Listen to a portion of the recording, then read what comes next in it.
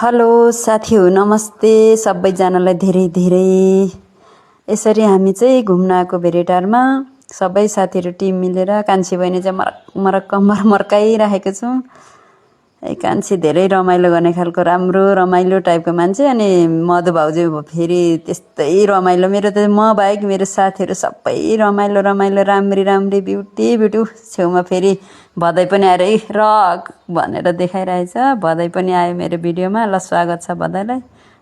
भाउजूले पनि के भन्दैछ मधु भाउजू ब्युटीफुल भाउजूले।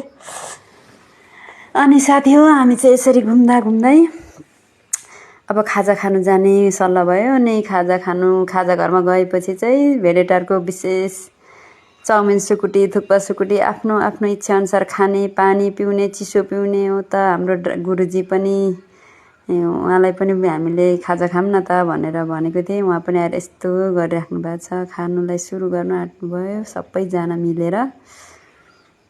अनि कस्तो मिठो स्वादिष्ट देखिरहेछ खाजा। मधुले फेरि मजाले मिठो मानेर गम्म एक चम्ची खानुभयो। मलाई पनि थुक झर्यो। म पनि थुक्पा चाहिँ खाँदैछु।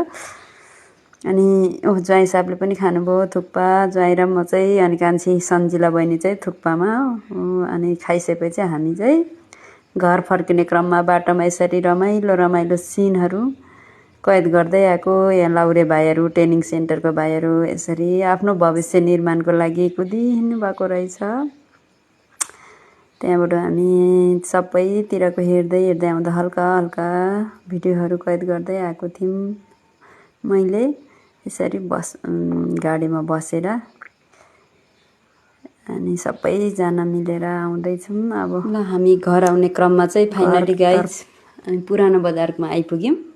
माछाबौडी सिद्रा पाउने ठाउँमा। अनि सिद्रा पाउने ठाउँबाट चाहिँ हामी ओह्रालो लागिसक्यौँ सबैजना। ल अब घर लागौँ है भनेर यहाँ दाइ पनि आउनुहुँदैछ। दाइलाई मेन त हामी घुमाउन लगेको हो।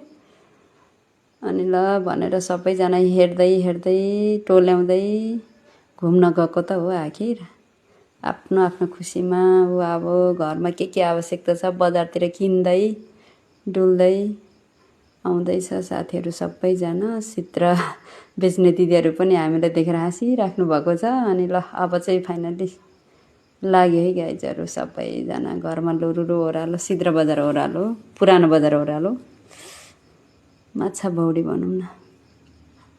दाइ अगाडि लाग्नुभयो। अनि ज्वाइँ सब नाति भदै साथीहरू म भदैनी बुहारी हामी सबैजना मिलेर